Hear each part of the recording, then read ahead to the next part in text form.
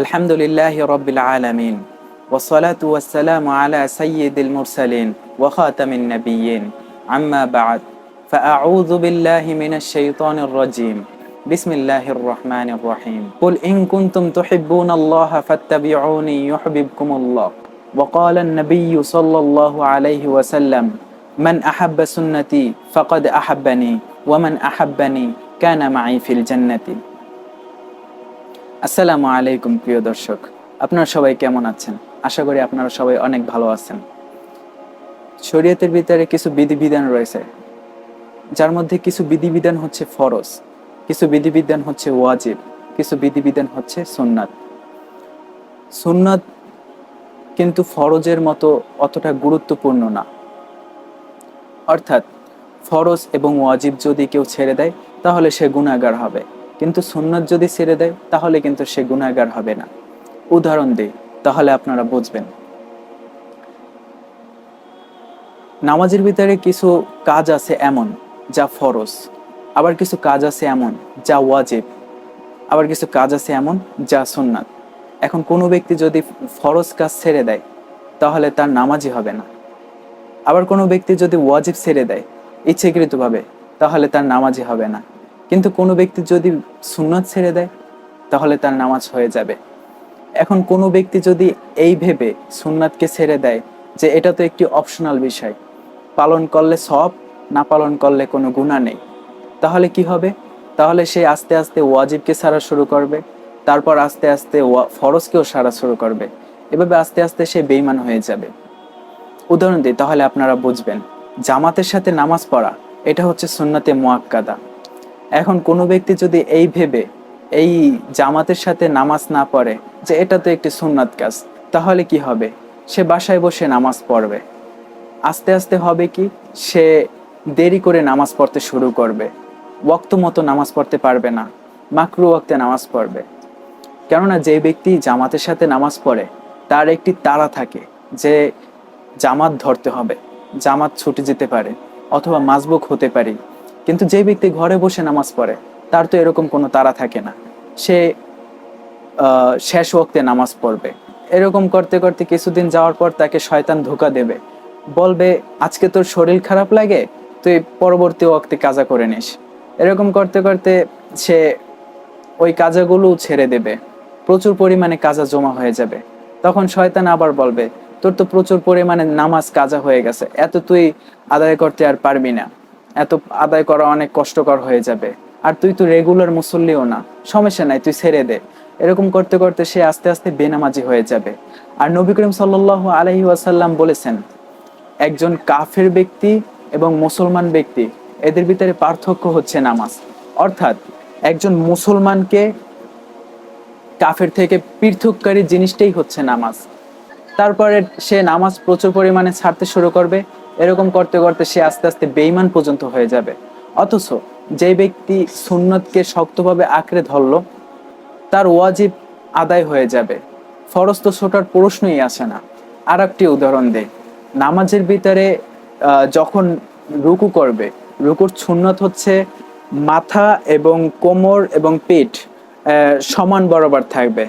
এখন কোনো ব্যক্তি যদি এই ছোট একটি সুন্নত, অর্থাৎ এই ছোট একটি কাজ, সুন্নত তো আর ছোট বড় হয় না, এই ছোট একটি কাজকে ছেড়ে দিল, তাড়াহুড়া করে কোনো রকমে সে এরকম ঝুঁকে কোনো রকম রুকু দিল, তাহলে কি হবে তার? তাহলে তার একটি ওয়াজিব ছুটে যাচ্ছে। কেননা সুন্নত যদি সে ভালোভাবে পালন করতো তাহলে তার অটোমেটিক্যালি ইতমিনানের সাথে, ধীরস্থিতার সাথে রুকু দেওয়া হতো। কিন্তু সে তাড়াহুড়ার মাধ্যমে রুকু দিচ্ছে, এই ছোট একটি সুন্নতকে ছেড়ে দিল, এই কারণে সে তাড়াহুড়া করে রুকু দিল। এই তাড়াহুড়া করার কারণে তার একটি ওয়াজিব ছুটে গেল। আর কেউ যদি ইচ্ছাকৃতভাবে ওয়াজিব ছেড়ে দেয় তাহলে তার নামাজ হয় না। তেমনিভাবে সেজদার ক্ষেত্রেও যদি সুন্নত মতন ভাবে সেজদা দেয় তাহলে তার অটোমেটিক্যালি ধীরস্থিতা এসে যায়, ইতমিনানের সাথে সেজদা দেওয়া হয়। আর সে যদি ইতমিনানের সাথে সেজদা না নেয় তাহলে তার ওয়াজিব ছুটে যাবে। আর ইচ্ছাকৃতভাবে কেউ যদি ওয়াজিব ছেড়ে দেয় তাহলে তার নামাজই হবে না। সুন্নতের উপর আমল করা এবং সুন্নতকে শক্তভাবে আঁকড়ে ধরার অনেক ফায়দাই রয়েছে। যেমন কোনো ব্যক্তি যদি সুন্নতের উপর আমল করে তাহলে তার ওয়াজিব ছোটে না, ফরজও ছোটে না। আর কিয়ামতের দিন মহান আল্লাহ তাআলার নিকট ফরজ এবং ওয়াজিব যারা ছেড়েছে তাদের জবাব দেওয়া লাগবে। আমার মনে হয় না কোনো ব্যক্তি চাইবে যে মহান আল্লাহ তাআলার নিকট কিয়ামতের দিন একজন গুনাহগার, একজন পাপী বান্দা হিসাবে খাড়া হইতে। আর কোনো ব্যক্তি যদি সুন্নতকে আঁকড়ে ধরতো তাহলে তার ফরজ এবং ওয়াজিব ছুটতো না, তাহলে তার মহান আল্লাহ তাআলার নিকট কিয়ামতের দিন এর হিসাব দেওয়ারও প্রয়োজন হতো না। তাছাড়া আরও অনেক ফায়দা রয়েছে। কেউ যদি সুন্নতকে ভালোভাবে আঁকড়ে ধরে, সুন্নতের উপর আমল করে, তাহলে তার ওই কাজের ভিতরে, তাহলে তার ওই দিনের কাজের ভিতরে কোনো গলত তরিকা ঢুকবে না, কোনো বেদাত, কুসংস্কার, হারাম, মাকরুপন্থা ঢুকবে না। যেমন যে ব্যক্তি রুকুর ভিতরে সুন্নত তরিকা ছেড়ে দেয় তাহলে তার কিন্তু রুকু গলত তরিকায় হয়ে যাবে। কোনো ব্যক্তি যদি সেজদার ক্ষেত্রে সুন্নত তরিকা ছেড়ে দেয় তাহলে তার সেজদা গলত তরিকায় হয়ে যাবে। এটা শুধু নামাজের ক্ষেত্রে না, এটা সব আমলের ক্ষেত্রেই। যদি সুন্নাতকে ছেড়ে দেয় তাহলে সেখানে বেদাত ঢোকার আশঙ্কা রয়েছে, সেখানে মাকরু ঢোকার আশঙ্কা রয়েছে, সেখানে হারাম পন্থা ঢোকার আশঙ্কা রয়েছে। আবার এভাবেও বলা যায়, যেখানে বেদাত চলে আসে সেখান থেকে সুন্নাত বিসর্জন হয়। যেমন রসুল করিম সাল্লাল্লাহু আলাইহি ওয়াসাল্লাম বলেছেন, যেই সম্প্রদায় ধর্মের ক্ষেত্রে বেদাতকে প্রশ্রয় দিল সেখান থেকে মহান আল্লাহ তাআলা সেই জায়গার সুন্নাতটিকে তুলে নেবে। সুতরাং প্রিয় ভাই ও বোনেরা, আমরা সুন্নতকে সর্বদা শক্তভাবে আঁকড়ে ধরব। আমরা যদি সুন্নতকে আঁকড়ে ধরি তাহলে সেই কাজের ভিতরে আমাদের কোনো বেদাত ঢুকতে পারবে না, সেখানে কোনো কুসংস্কার ঢুকতে পারবে না। আমরা যদি সুন্নতকে ভালোভাবে আঁকড়ে ধরি তাহলে আমাদের ওয়াজিব তরক হবে না, আমাদের ফরজ তরক হবে না।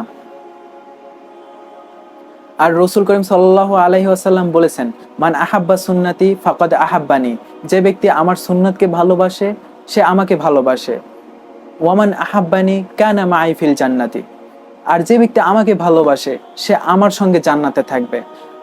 আমরা একজন ইমানদার মানুষ হিসেবে আমরা সবাই চাই যে নবী করিম সাল্লাল্লাহু আলাইহি সাল্লাম তিনি নবীদের সর্দার, তিনি আশরাফুল মাখলুকাত, তিনি এই দু জাহানের সর্বশ্রেষ্ঠ ব্যক্তি, যাকে এই পৃথিবীর বর্তমান যুগের হাজার হাজার লক্ষ লক্ষ কোটি মানুষ ফলো করে। তার সঙ্গে আমরা জান্নাতে থাকতে চাই, অবশ্যই চাই। আমরা যদি তার সঙ্গে জান্নাতে থাকতে চাই তাহলে আমাদের অবশ্যই তার সুন্নাত পালন করতে হবে, তাহলেই আমরা তার সঙ্গে জান্নাতে থাকতে পারবো। মহান আল্লাহ তাআলা পবিত্র কোরআনে বলছেন, কুল ইন তুহিব্বুনাল্লাহা ফাত্তাবিউনি ইউহিব্বুকুমুল্লাহ।